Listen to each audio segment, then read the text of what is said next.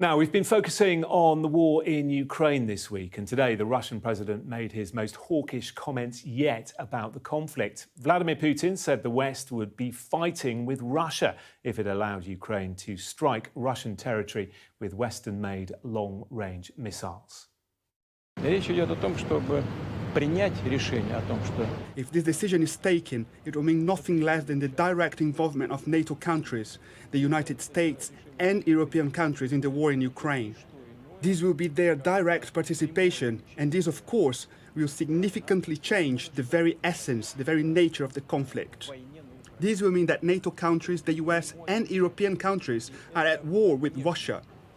And if this is so, meaning the essence of the conflict changed, we will take the respective decisions corresponding to the threats we are facing. Well, he made those comments as Prime Minister Keir Starmer flew to Washington to discuss the issue with the US president. Our Moscow correspondent Ivor Bennett is in the Russian capital tonight. Good to see you, Ivor. Is this very significant or is it all rhetoric? That's always the question, isn't it, with Vladimir Putin? I think it's certainly fair to say that these are his most hawkish comments to date on this topic, and that's really saying something, because whenever he brings it up, it provokes a very angry response indeed. It's not just his words that are angry, but also his expressions, his mannerisms. It really feels like it's personal to him and a red line if the West does give Ukraine this permission to use long-range missiles deeper inside Russia, which is why I think this is actually more than just rhetoric. The key line tonight was that the West would be in a direct fight with Russia if they give this green light to Kyiv. And his reasoning is that it wouldn't just be the weapons and permission the West would be supplying to Ukraine, it would also be the satellite communications to identify targets. It would be the operational aspect around the weapons. That's his claim, and hence why he says that NATO would be actively participating in any long-range strikes. And if that happens, he said that Russia would be forced to take appropriate decisions. He didn't spell out, however, what those would be. President Biden and Sir Keir Starmer meeting in the next few hours. What do you think the response from them and indeed the West will be? Well, they're going to be watching this very, very closely, of course, and discussing it tomorrow. I think they knew there would be an angry response, for sure, from Vladimir Putin. I think that's why they've kind of held back until now and not taken the plunge and given permission. They've been waiting to see what Vladimir Putin would say and weighing things up.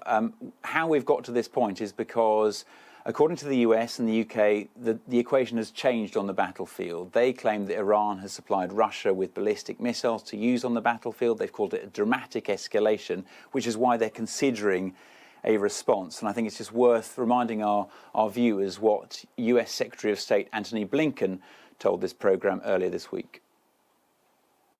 It's not simply saying, oh, should they have this weapon system or that weapon system?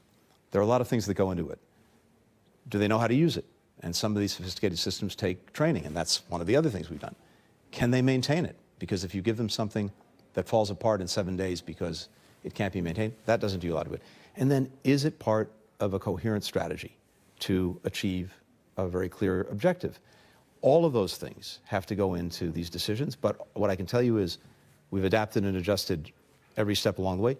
We'll continue to do that. So not ruling out at this stage? We never rule out, but when we rule in, we want to make sure it's done in such a way that it can advance what the Ukrainians are trying to achieve. So will the West risk Russia's wrath? I think tomorrow Joe Biden, Keir Starmer will be weighing up what Russia's response will be, what those appropriate decisions will be. Will Vladimir Putin follow through on that previous threat he's made about arming the West's enemies to strike Western targets abroad? Will he follow through on any of those numerous nuclear threats? The bottom line is things are very delicately poised indeed.